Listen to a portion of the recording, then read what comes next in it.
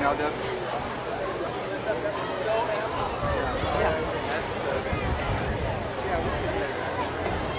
Okay, stop it.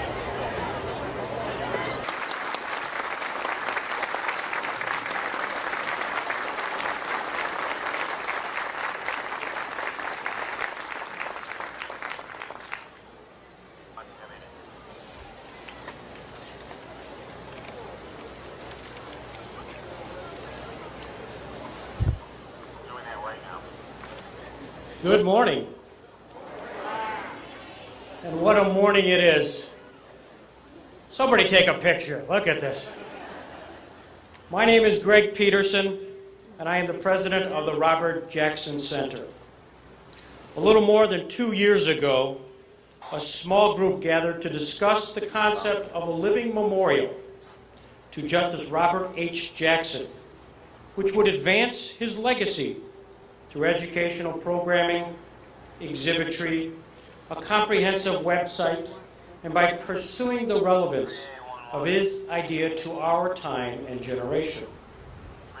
This is the legacy of a man born in Spring Creek Township, Pennsylvania in 1892, who grew up in Frewsburg, New York, went to postgraduate school at Jamestown High School, never went to college. I'll repeat, never went to college, attended 1 year of Albany Law School, but chose to come home rather than graduate, read for the law, and at the earliest age possible, 21, passed the New York bar exam and commenced a successful 20-year law practice in his native Jamestown, New York. He was a man who would go to Washington at the encouragement of President Franklin D. Roosevelt, and would variously become an attorney to the Treasury Department's Bureau of Revenue, Assistant Attorney General, Solicitor General, and Attorney General before he was nominated and confirmed as the 82nd Justice of the United States Supreme Court. He would stay in that post until his death in October of 1954. However, he is best known as the architect of the world's first international criminal trial and America's chief prosecutor at the International Military Tribunal, where he prosecuted the surviving Nazi leaders at Nuremberg in 1945. Despite his heavy public sector schedule in Washington, he always made it a habit to return home to his native Jamestown whenever it was possible. Accordingly, it is fitting that his legacy in the form of the Robert H. Jackson Center be located here. To Betty Lene, to Carl Kappa, and to Dan Bratton, we say thank you for a vision realized.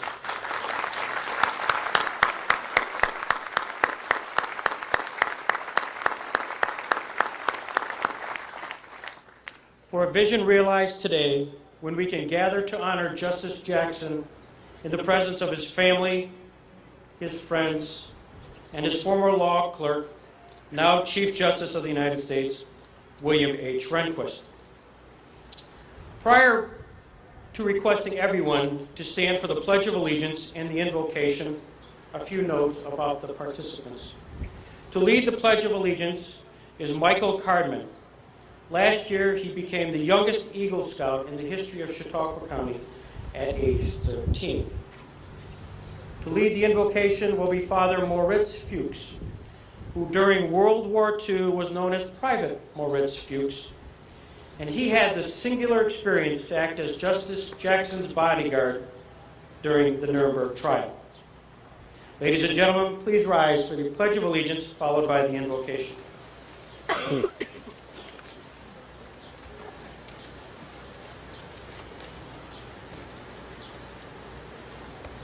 I pledge allegiance to the flag of the United States of America and to the republic for which it stands, one nation, under God, indivisible, with liberty and justice for all.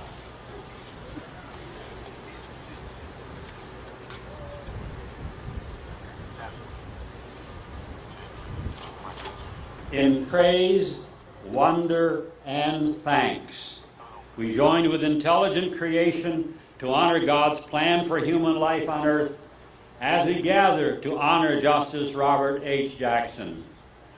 More accurately, we are here to honor the Creator, whose plan for humans came to felicitous fruition in the life of Robert Houghton Jackson. In most centuries, a few great or noble men or women arise and stand out as leaders in ways that God would evidently have his human experiment grow in exemplary conduct.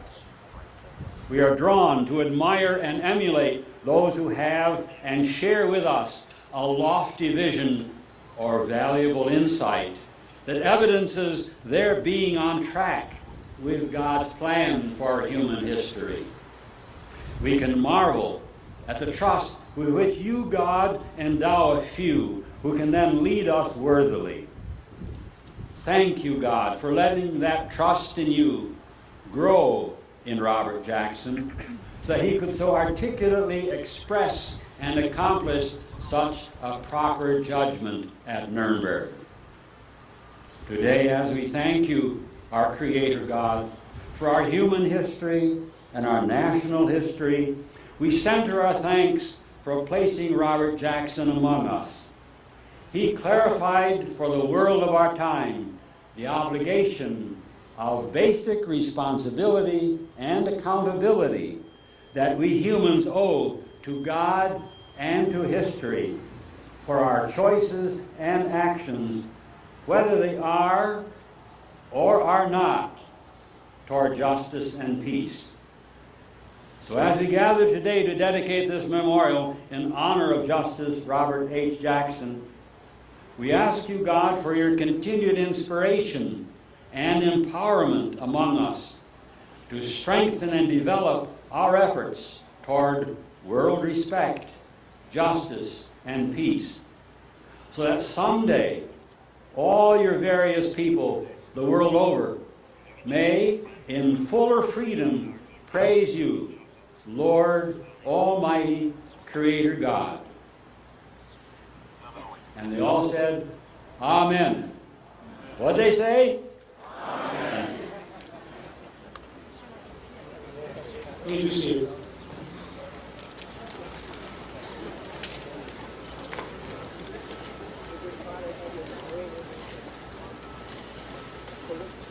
The Robert H. Jackson Center and the Valley of Jamestown Ancient Accepted Scottish Rites invited 7th and 8th graders throughout Chautauqua and Cattaraugus counties to participate in an essay contest with the topic, United States Supreme Court Justice Robert H. Jackson, a native of Jamestown, played a prominent role in our country's history. Explain how this country lawyer serves as a role model for future generations. That was the topic. A number of entries were received, and I am pleased to announce at this time the winner of the 2003 Robert H. Jackson Scholar Award as Ashley Schroeder of Faulkner School. Ashley, if you could step forward. She's in.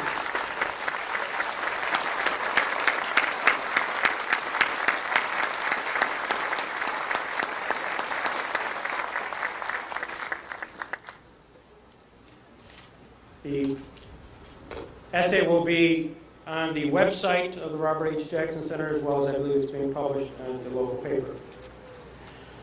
We are privileged to have many of Justice Jackson's immediate family here, including daughter-in-law Nancy Roosevelt Jackson, granddaughters Melinda Jackson and Julia Craighill, grandsons Thomas Loftus and Robert Loftus, and Jackson's nephew Harold Adams.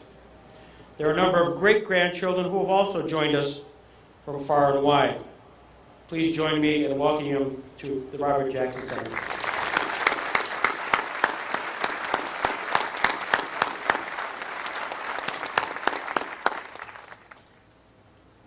I'm further privileged to introduce another granddaughter, Melissa Jackson, who is currently the Deputy District Attorney of the Rackets Division of the Kings County District Attorney's Office.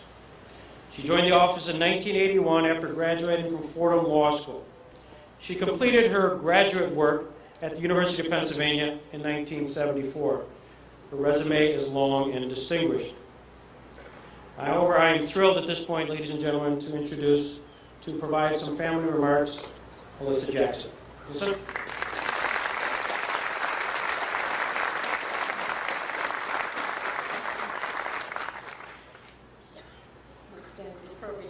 On behalf of the Jackson family, I wish to thank Greg Peterson and all the staff and supporters of the center today.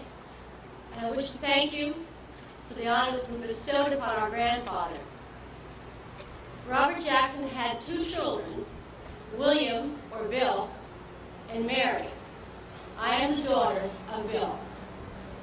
I am the 3rd generation of lawyers that have practiced in New York State, whose name is Jackson.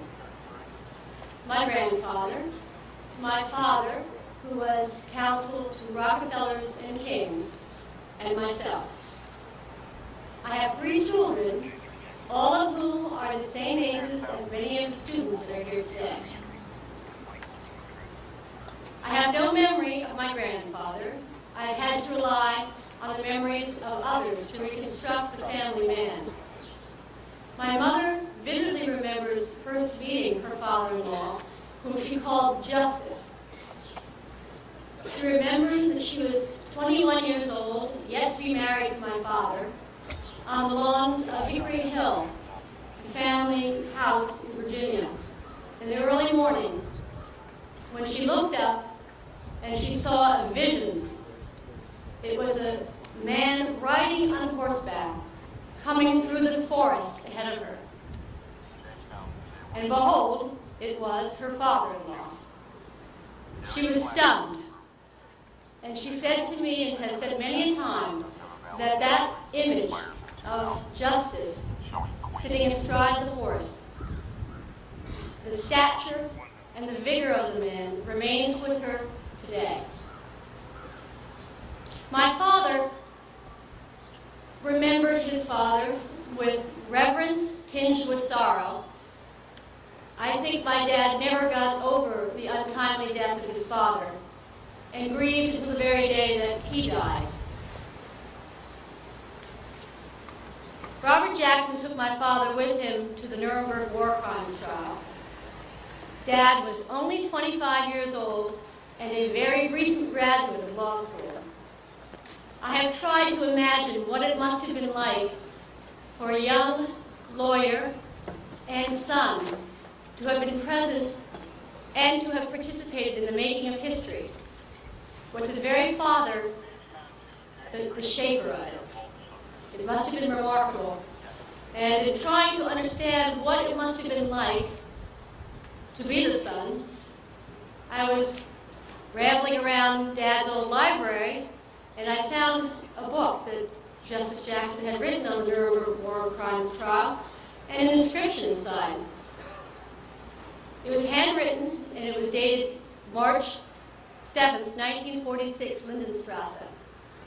And it read, "For William Eldred Jackson, whose mature judgment and ceaseless effort did so much to shape this creation and to make it possible.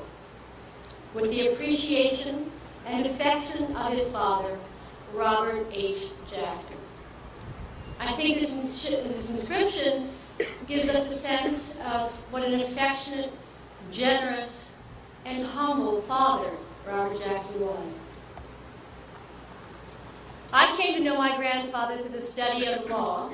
I'll never forget my first civil procedure class when I came upon a decision by Justice Jackson and with shock of recognition realized that that must be the person that I'd heard so much about. And I was overwhelmed by the clarity of thought and the grace of his language and the power of his words. I wish I had known him. I've been a prosecutor for 22 years now, and there has not been a day that I haven't looked to my grandfather for guidance in making very difficult decisions. In 1941, when he was Attorney General, he was asked by someone what was the definition of a good prosecutor. I have those words penned on the wall in my office. Grandfather said that the qualities of a good prosecutor are as elusive and as impossible to define as those which make a gentleman. And those who need to be told would not understand it anyway. A sensitiveness to fair play and sportsmanship is perhaps the best protection against the abuse of power. And the citizen's safety lies in the prosecutor who tempers zeal with human kindness, who seeks truth and not victims, who serves the law and not factional purposes, and who approaches his task with humility. These principles, truth, justice, compassion, protection of the citizen's rights, these are all part of Robert Jackson's legacy. And it is that legacy that this center has chosen to preserve and to promote. Jamestown is the perfect place for such a center with such a grand mission. Jamestown was the beginning of Robert Jackson's career as a lawyer, and some may say that you should claim that you are the cradle of justice. This is the town where his children were raised. It is the town that my father told me he wept bitter tears when he had to leave at the age of 12 to go to Washington with his father. I know my father kept in touch with his Jamestown friends, as grandfather did with his. Finally, on behalf of the family, I wish to thank Chief Justice Rehnquist for being here with us today. Chief Justice Rehnquist, you represent for us an institution that our grandfather cherished.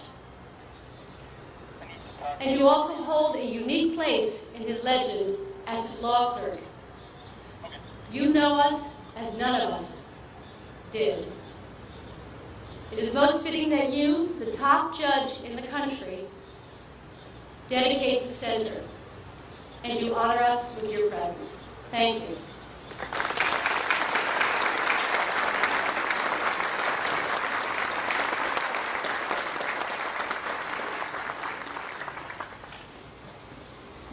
Now, to introduce the Chief Justice of the United States, I am honored to introduce Professor John Q. Barrett, the first Elizabeth S. Lennay Fellow of the Robert Jackson Center. Professor Barrett is a professor of law at St. John's University in New York City and has a long and distinguished resume, including being a graduate of Georgetown University and Harvard Law. From 1986 to 1988, he was a law clerk to Judge A. Leon Higginbottom of the United States Court of Appeals for the Third Circuit in Philadelphia. Professor Barrett's edited version of That Man and in Sider's portrait of Franklin D. Roosevelt, Justice Jackson's previously unknown, never before published New Deal memoir, will be published this summer by Oxford University Press. Professor Barrett also is writing a biography of Justice Jackson that will include the first inside account of his year away from the Supreme Court as the chief American prosecutor of the principal surviving Nazi leaders at the International Military Tribunal at Nuremberg, Germany. Ladies and gentlemen, I'm thrilled to introduce Professor John Barrett.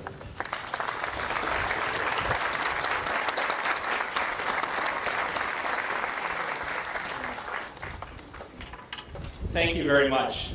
It is an honor for me this morning to have this privilege of introducing William H. Rehnquist, the Chief Justice of the United States. Chief Justice Rehnquist was appointed to his present office by President Reagan in 1986. He previously had served from 1971 until 1986 as an Associate Justice of the Supreme Court. He was appointed to that position by President Nixon. His total service on the Supreme Court thus now totals over 30 years, which makes him one of the longest-serving Supreme Court justices in our nation's history. An interesting path brought Chief Justice Rehnquist to this distinguished destination in public service. He is a native of Shorewood, Wisconsin, which is an early and lakeside suburb of the city of Milwaukee. After his high school graduation and a year of college, he served our nation in World War II in the Army Air Corps. He was stationed in North Africa and spent years there in weather observation and other service.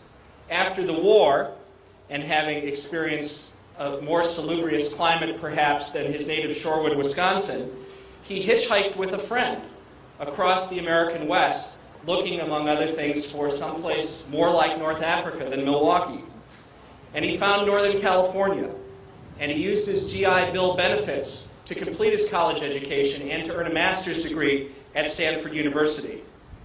At that point in his life, he was inclined to pursue a career in academia as a political scientist, and so he earned a second master's degree at Harvard University. He then, however, reconsidered that early career choice and perhaps that geographic slip and returned to Stanford, where he earned his law degree in December of 1951. He went through law school in a somewhat Jackson-like fashion on an accelerated pace, feeling that his military service had put him behind some of his contemporaries. And so he graduated in 2.5 years by going to summer sessions, which is not an insignificant fact.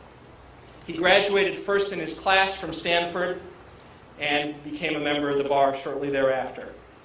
He settled in Phoenix, Arizona, and was a successful trial lawyer there during the 1950s and 1960s, and was active in Republican Party politics. In 1969, following the election of President Nixon and the appointment of Arizona lawyer Richard Kleindienst as the Deputy Attorney General of the United States, he was invited to and nominated to and confirmed to serve in the Nixon administration as the Assistant Attorney General heading the Office of Legal Counsel. The Office of Legal Counsel is known and highly regarded throughout the legal profession as the constitutional thinker of the executive branch of the government. And he served in that position for more than 2 years. Among many tasks in that public service legal capacity, he worked on the first 2 Supreme Court appointments by President Nixon, the appointment of Chief Justice Warren Burger and Associate Justice Harry Blackmun. 1971 brought change to the Supreme Court with the retirements of Justice Hugo Black and John M. Harlan. President Nixon appointed a distinguished Richmond, Virginia lawyer, Lewis F. Powell, former president of the American Bar Association, to succeed Justice Black. And he appointed Assistant Attorney General William Rehnquist to succeed Justice Harlan. Now, in this biography, you will have noticed that I've skipped an obvious and important step. From February 1952 until June 1953, as his first job following law school, William Rehnquist served as a law clerk to Robert H. Jackson.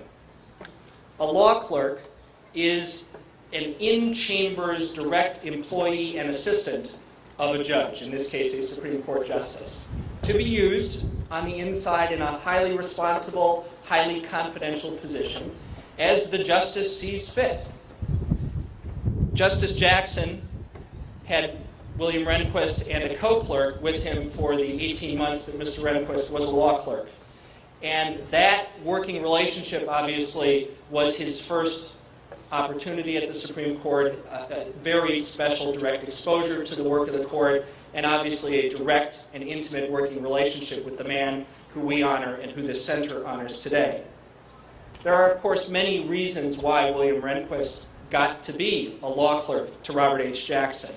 His own ability and accomplishments obviously top that list of reasons. But there is, and I note on this rainy day, ironically, a serendipity directly connected to Jackson's love of the outdoors and the beauty of nature that played a role in Mr. Rehnquist becoming law clerk Rehnquist, and of course everything that thereafter followed. As you know, Jackson was born in Spring Creek and grew up in Frewsburg, and as an adult lived here in Jamestown, and loved this land, and walked these hills, and swam in that lake, and rode his horse in these valleys, and was a man of the land. From 1934 until the end of his life, his home was in Washington, D.C., but he always returned to this area and loved it, and also loved the land of Virginia, as Melissa described Nancy's vision, the man on the horseback riding out of the woods.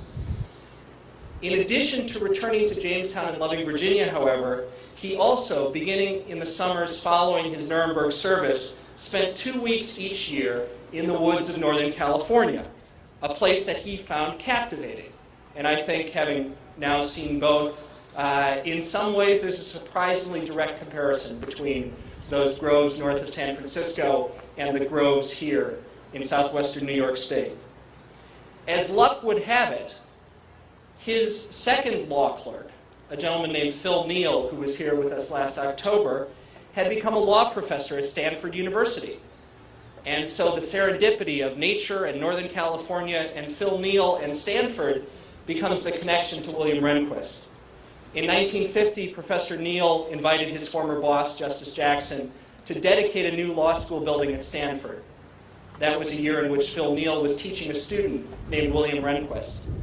During the next summer, on an impromptu basis, Justice Jackson and Mrs. Jackson returned to Palo Alto, and while visiting the Neals, took a bit of a side trip to the campus, where Justice Jackson was introduced by Professor Neal to his star student, William H. Rehnquist, which became an interview, which became a connection, which became a job offer, which became a clerkship.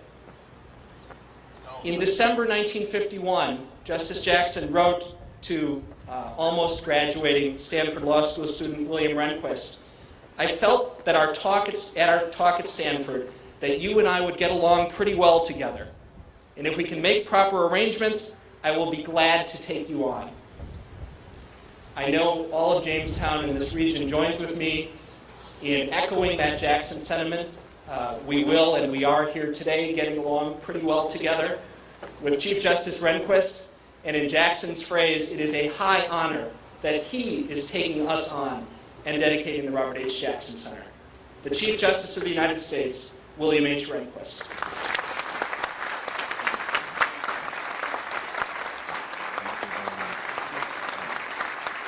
Thank you. Thank you.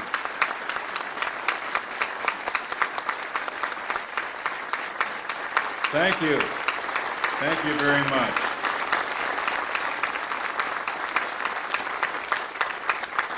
It's a great honor to be here. Thank you, Professor Barrett, for the kind introduction.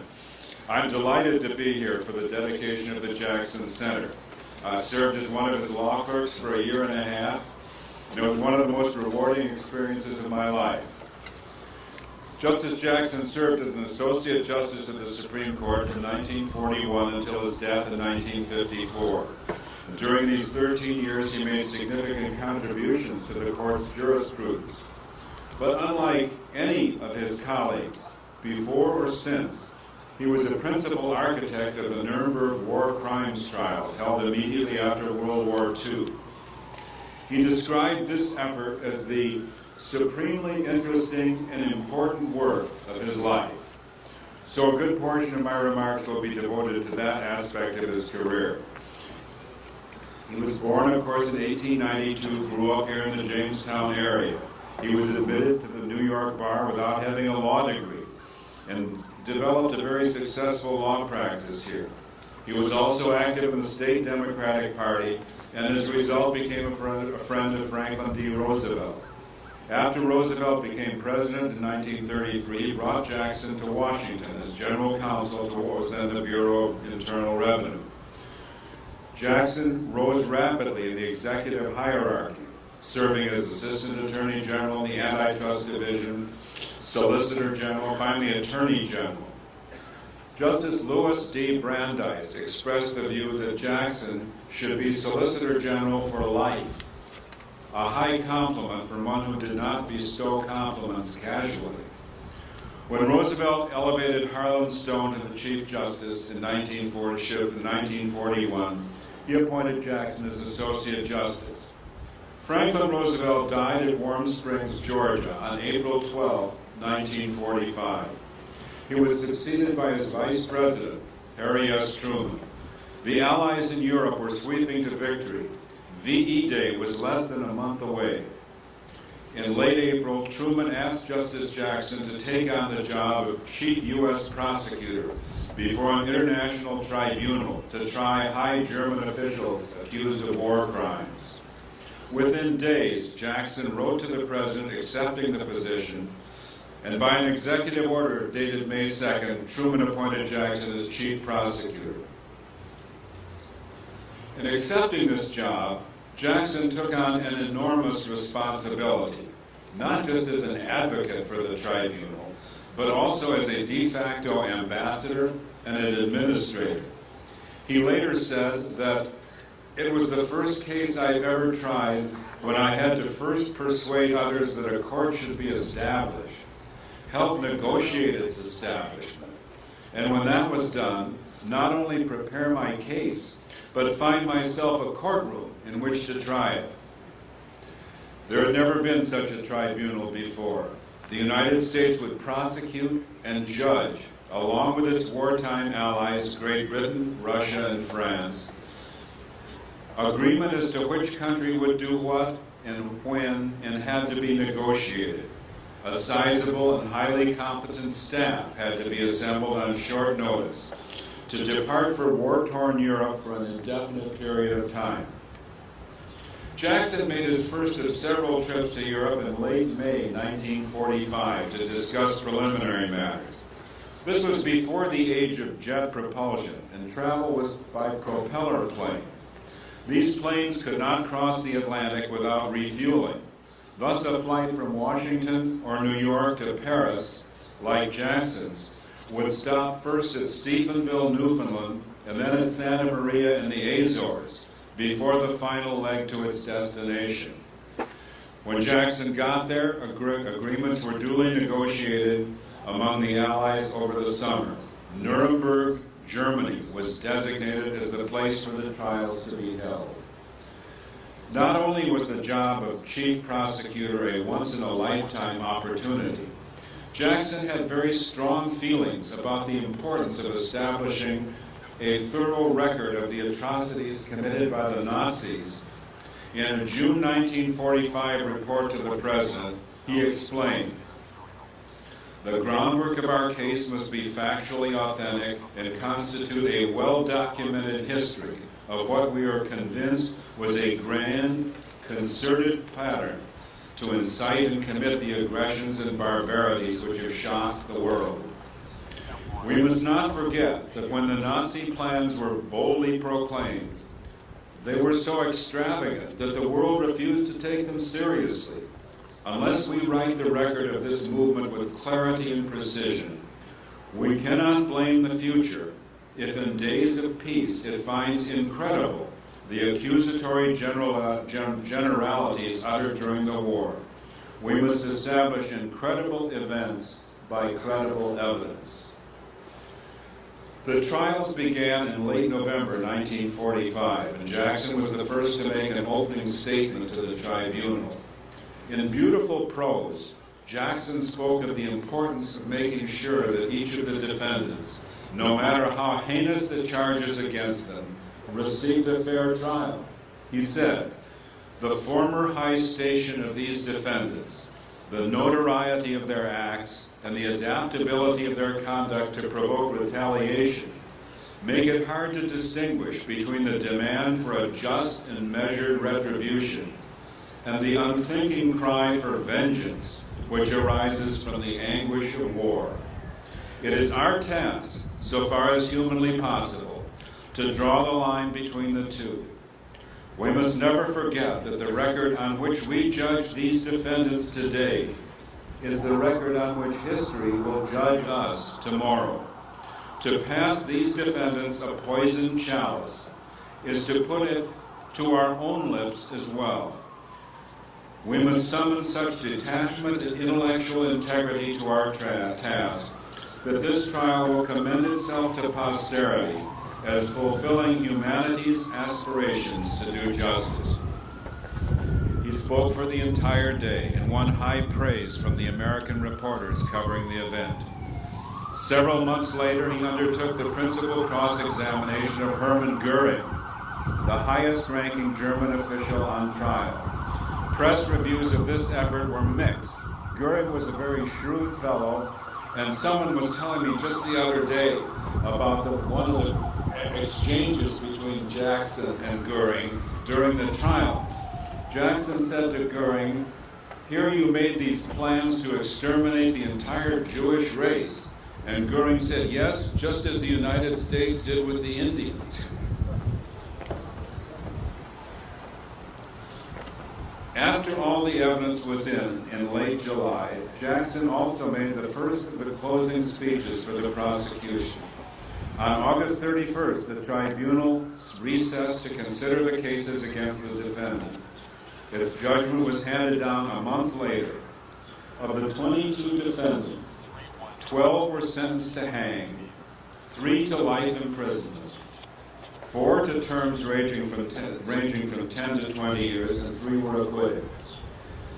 Jackson understandably regarded his participation in the Nuremberg trials as the crowning achievement of his career. Telford Taylor, one of the other U.S. prosecutors at Nuremberg, believed that Jackson played what he called a unique and vital role in the Nuremberg trials.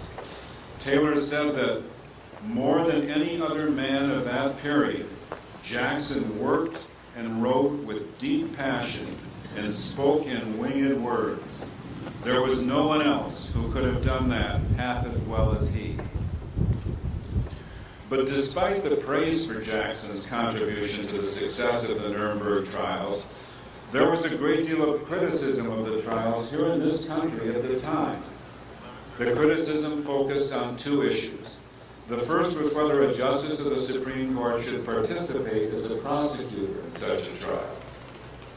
The second issue was whether or not this sort of trial, not only the prosecutors but also the judges coming from the victor, would be in fact, if not in form, a kangaroo court. But this criticism softened as the court amassed evidence of evil intentions and deeds of many of the defendants, and also because 3 of the defendants were acquitted. Legal scholars also questioned whether the whole idea of such a trial, where there was no existing body of law, did not violate the principle embodied in the ex post facto provision in the United States Constitution. That provision requires that before criminal liability may attach to a person for a particular act, a law making the conduct criminal must have been on the books before he committed the act. Some of Jackson's own colleagues joined in this criticism. Justice William O. Douglas, between Jackson and whom no love was lost, opined in memoirs published many years later. He said, "Jackson was gone a whole year, and in his absence we sat as an 8-man court. I thought at the time he accepted the job that it was a gross violation of separation of powers to put a justice in charge of an executive function. I thought, and I think Stone and Black agreed, that if Bob did that, he should resign. Moreover, some of us, particularly Stone, Black, Murphy, and I, thought that the Nuremberg trials were unconstitutional by American standards. Whatever the merit of these objections, the Nuremberg trials were surely superior to the summary court-martial proceedings favored by some members of the administration and the summary executions initially favored by the British.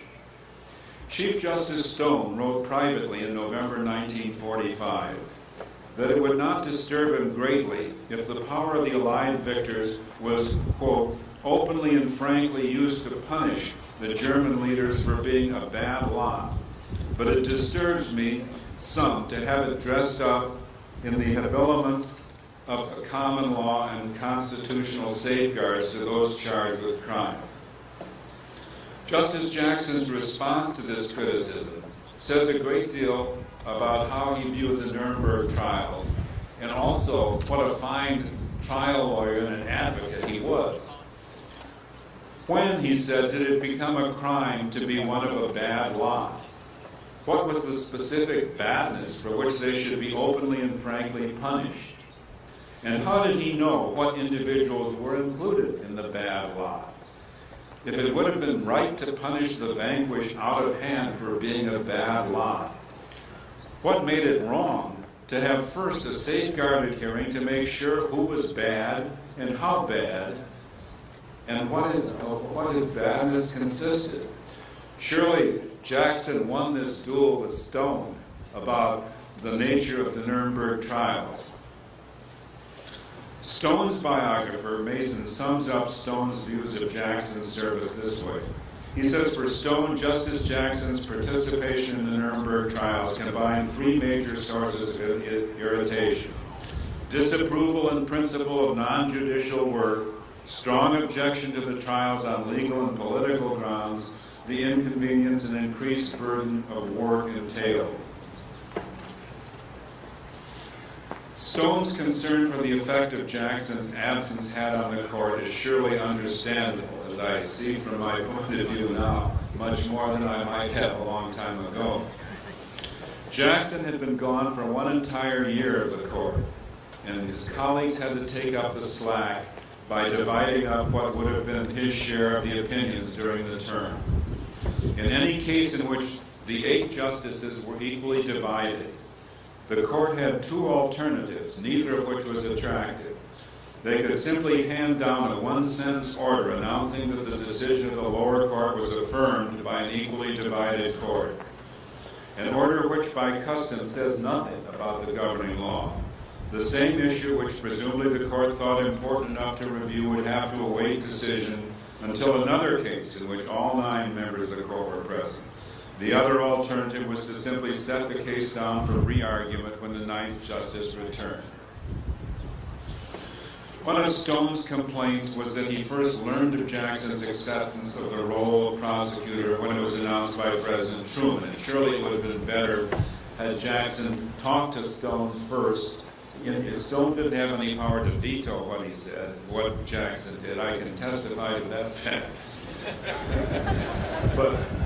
But it might have helped.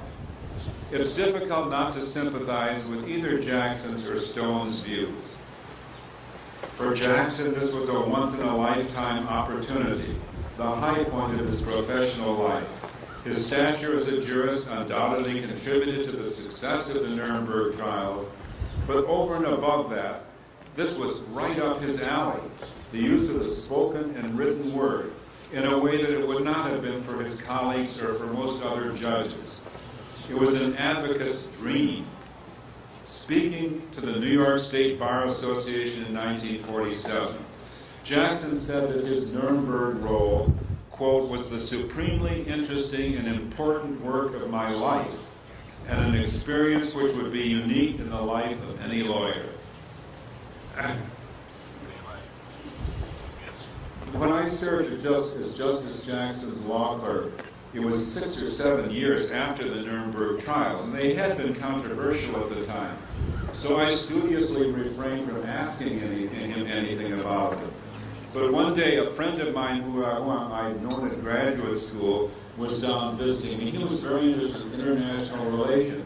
So he came into my little office adjacent to Justice Jackson's, and we were talking. I just wanted to show him the office. And Justice Jackson walked in, and I introduced him. And then he said to Justice Jackson, well, I never dared say, how do you justify the Nuremberg trial? There was this guy, 25 years old. Well, Justice Jackson, far from being offended, went into a 10 or 15-minute eloquent justification of the Nuremberg trials. He actually welcomed the question, and I was pleased there to be in the audience just to hear it. Jackson returned to the court for the term that began in October 1946 and served until his death in October 1954. He would have 8 more productive years on the court and would write more than his share of important opinions. But what strikes me most about his court work was his masterful use of the English language. What makes this mastery truly impressive is the fact that Jackson had no formal education beyond high school, except a year at the Albany Law School. And certainly law schools are not places known for their teachers of great English prose style.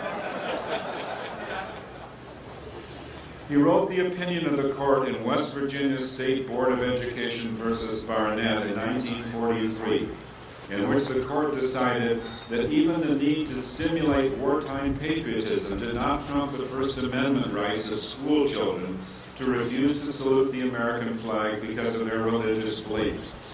In his opinion for the court, he wrote, "If there is any fixed star in our constitutional constellation, it is that no official, high or petty, can prescribe what shall be orthodox in politics, nationalism, religion, or other matters of opinion, or force citizens to confess by word or act their faith therein.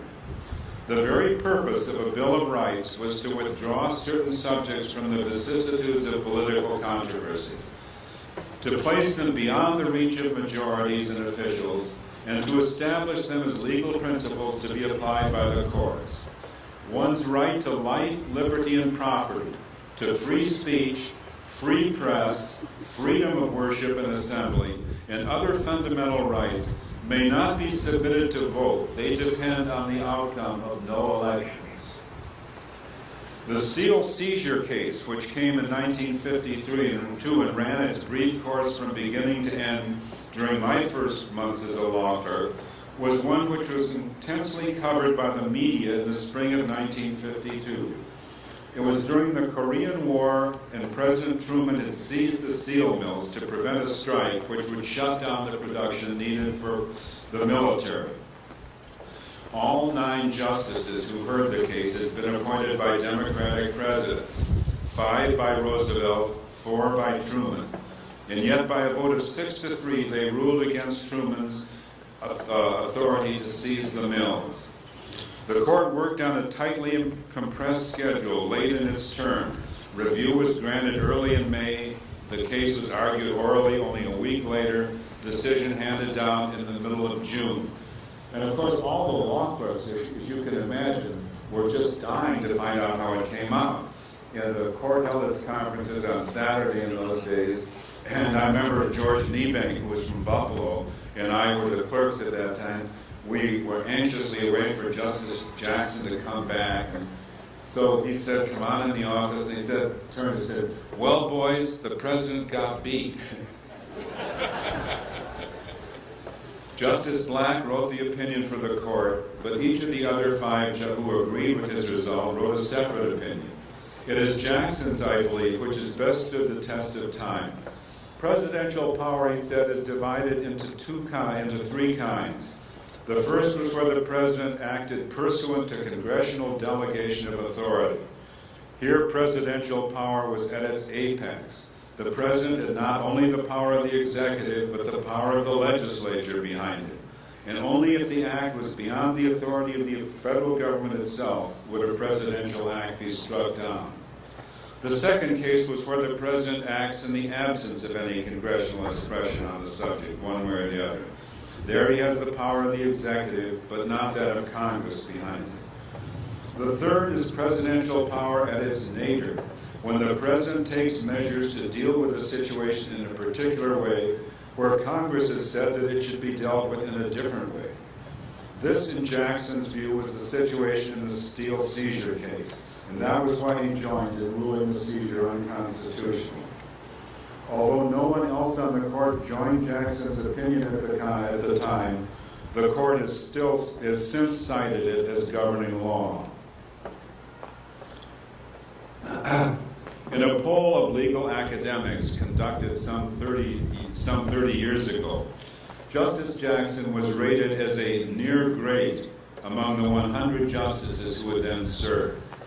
It is worth noting that all but one of the 12 justices raised as great had either served considerably longer on the court than Jackson or had held the office of Chief Justice. Surely Jamestown and Chautauqua County can be proud of the career of their native son on both the national and the international scene. Thank you.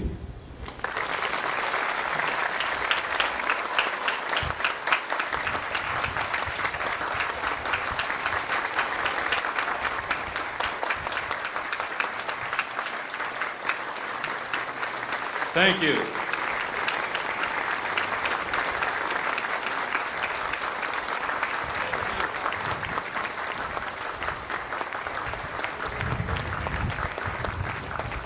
You may be seated. I'm Raleigh Kidder, the Executive Director of the Robert H. Jackson Center. And I'd like to ask the Chief Justice if he'd stand up here with me for a moment. Mr. Chief Justice, you can see from the size of this crowd and the enthusiasm how honored we are to have you here today. And I'd like to have him just give you one more hand to comment again. Thank you. Stay right there.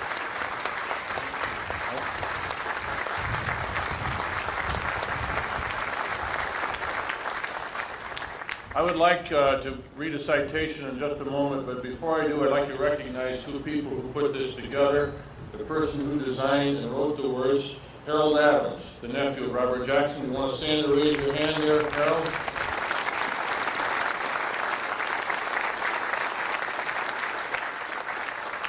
And the other individual is Lurabelle Colburn, portrait artist here in Chautauqua County, who did a beautiful portrait for us last year, and we have a limited number of prints, and you're getting the first one as a gift today. And let me just read this citation.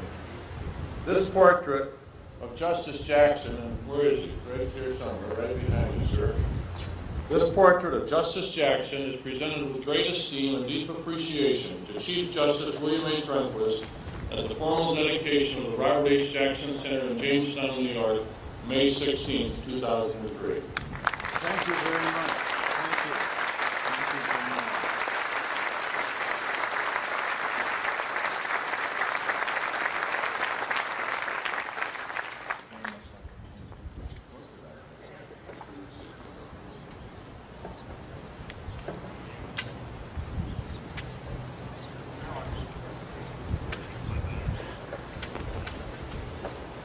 May I ask you to stand, please?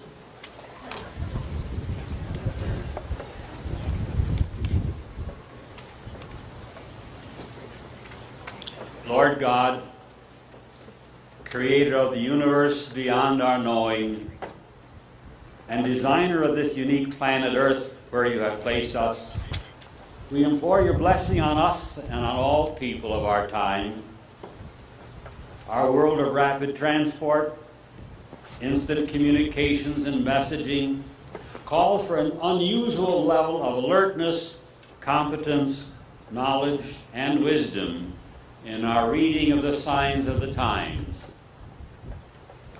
Our world of great variety among peoples in their histories and customs challenges us also to see the beauty and the value in our differences. We can learn to treasure the differences, not only our own, but those of others on this globe. Your gift of freedom, God, even demands variety among us. True freedom calls for all nations and peoples to merit and earn increasing respect for others, and to offer willing cooperation that even seeks to admire and praise whatever good we find in others. We ask your divine blessing on us as we strive for global fairness and for the justice that is needed to lead us toward peace. Help us to admit our common destiny and responsibility as humans in your marvelous and mysterious plan of life here.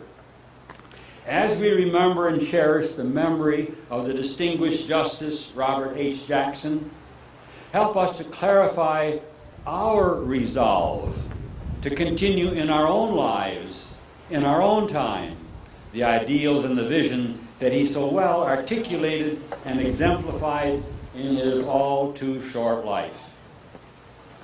All-powerful, loving Creator God, your Son has enabled us to know you as truly loving Father of us all. For Justice Jackson and for ourselves, for this noble cause, may we join hands with those near us. I'd ask you, if possible, to reach out to those near you in an experience of our being one people, and to say the prayer that acknowledges the Almighty Creator of the universe as our Father. Our Father, who art in heaven, hallowed be thy name. Thy kingdom come, thy will be done, on earth as it is in heaven. Give us this day our daily bread, and forgive us our trespasses, as we forgive those who trespass against us. And lead us not into temptation, but deliver us from evil. For thine is the kingdom, and the power, and the glory forever. Amen. Thank you. Thank you, everyone. Thank you for participating. Mr. Chief Justice, you honor us with your presence.